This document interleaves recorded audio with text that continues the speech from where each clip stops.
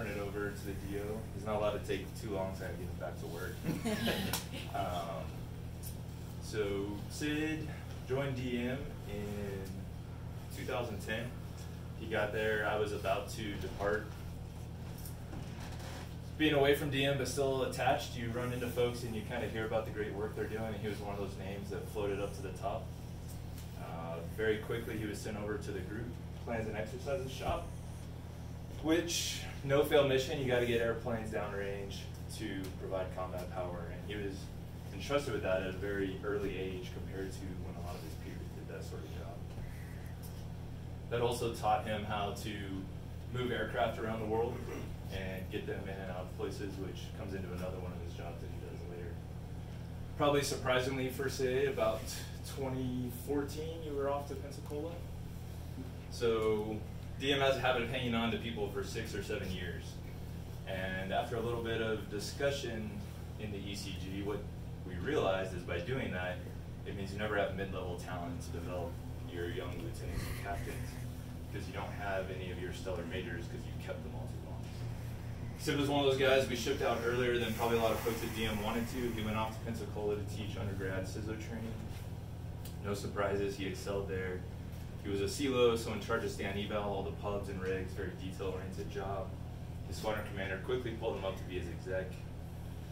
After that, he went up to the OSS, kept kicking butt, and in 2015, picked up an addition to the family, and his wife Emily got married. Once he left Pensacola, come back to DM, he was recognized as the Wings Instructor CISO of the Year. So top guy coming out of CISO school, back to DM. We're lucky to have him.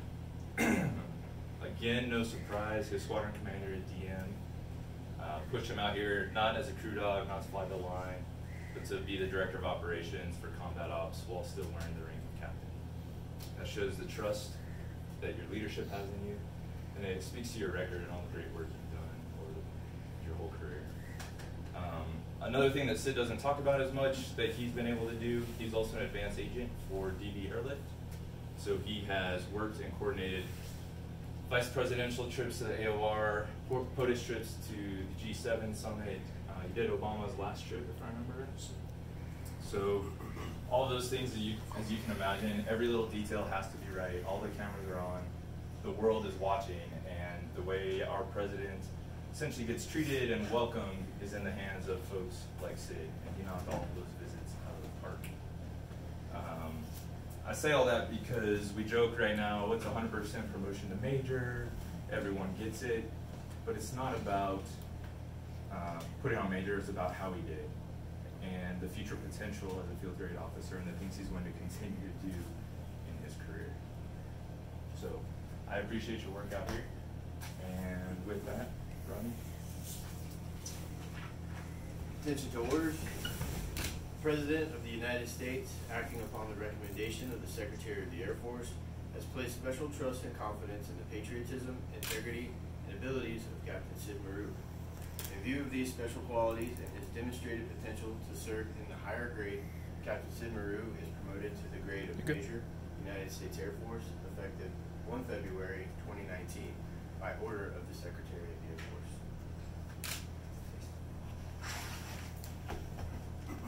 Raise your right hand and repeat after me. I state your full name, having been appointed a major in the United States Air Force, do solemnly swear that I will support and defend the Constitution of the United States against all enemies, foreign and domestic, that I will bear true faith and allegiance to the same, that I take this obligation freely without any mental reservation or purpose of evasion, and that I will well and faithfully discharge the duties of the office that I'm about to enter, so help me God.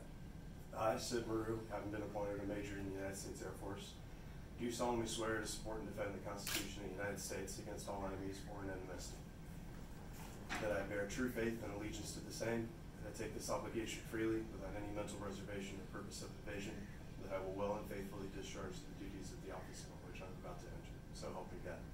Thank you, sir.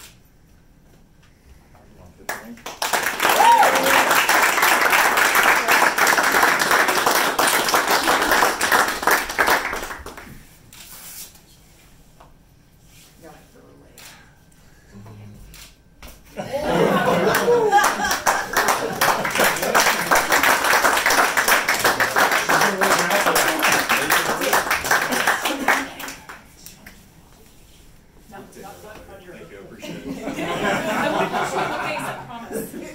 Just the top of it. Right off the bat, appreciate that all you guys came down here. I know some of you guys are night shift and some of you guys are day shift, so it's the end of your day and well before the beginning of some of your other guys' days. Thank you guys so very much for coming down. I'm honored to be here with you guys, fighting the fight so that our families home are safe. I'm empowered to be here, not because of the rank that we've been promoted to or the authority that you guys give me, but the work that the crews are doing. And I literally, there's nowhere else I'd rather be than working for and with you guys. So thank you guys for coming down. I sincerely